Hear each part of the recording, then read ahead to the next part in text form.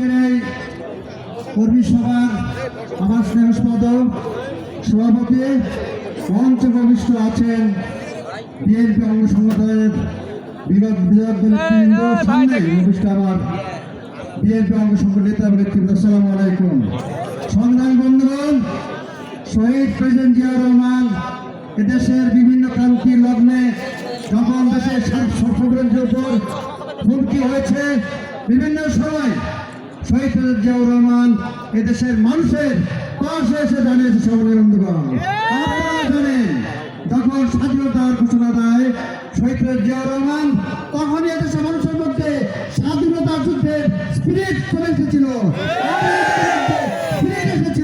এদেশের মানুষ সেই কারণে ঝাঁপিয়ে পড়েছিল। সংগ্রামী বন্ধুগণ, আবার দেখেন যখন 7ই নভেম্বর তাকে 7ই নভেম্বর কুপাল্টা আক্রমণের মাধ্যমে এদেশের সভ্যান্তি যখন ভুল্ল হতে যাচ্ছিল, যখন ধ্বংস হতে যাচ্ছিল, সেই সময় শহীদ প্রেসিডেন্ট জিয়া রহমান ক্ষমতায় এসে এদেশের স্বাধীনতা দেশের তিনি প্রেসিডেন্ট হয়েছে। সমাজ বন্ধুগণ, তিনি ক্ষমতা নিয়েছিলেন।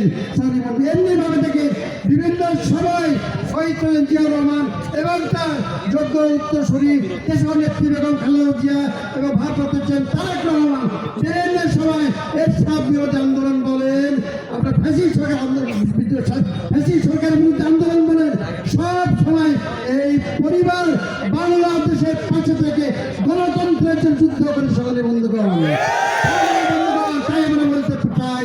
আজকে বাংলাদেশের সভ্যান্তি, বাংলাদেশের সবকিছু এই পরিবারের উপর আমরা আস্থা রাখতে পারি। সবাই বন্ধুগণ, তাই আমি বলবো আজকে আমরা আমাদের সামনে একটা সুযোগ এসেছে। কি সুযোগ?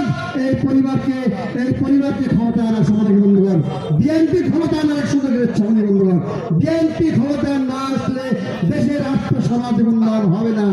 আমরা বিভিন্ন সময় দেখেছি শহীদ প্রেসিডেন্ট জিয়া রহমান, দেশের খালেদা জিয়ার তাদের যে অবদান এদেশে মানুষ কোনোদিন বলতে পারবে না।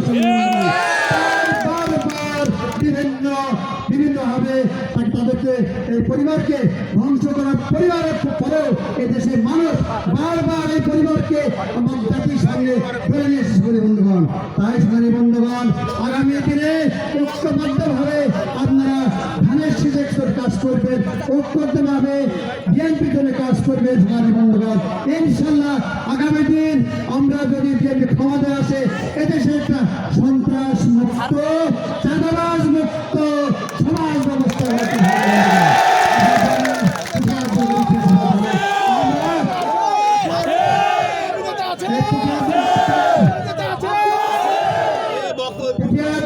বিভিন্ন উন্নয়ন কর্মকাণ্ড, সন্ত্রাস এবং চাঁদাবাজের জন্য বিভিন্ন সময়ে হুমকির সম্মুখীন হয়েছে। বন্ধুগণ, সুতরাং আমরা এই পূজা দুর্গাপুরে আর চাঁদাবাজ করতে দেব না, সন্ত্রাস হতে দেব না, দমন করতে দেব।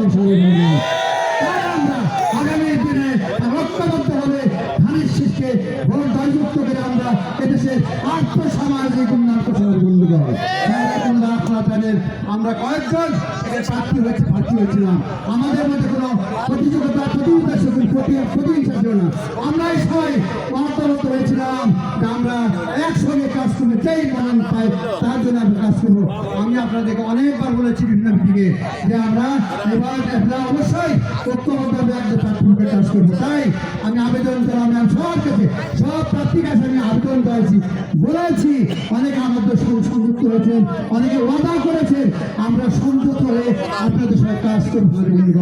তাই আমি বলতে চাই ইনশাল্লাহ আগামী কয়েকদিনের মধ্যে এই সমস্ত কেটে আমরা একসঙ্গে কাজ করে ধানের শীষকে জয়যুক্ত করাবো। এই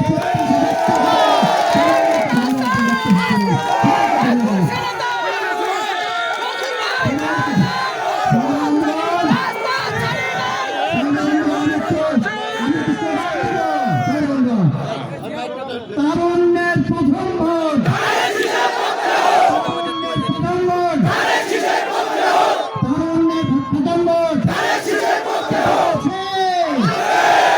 কোন সভাপতি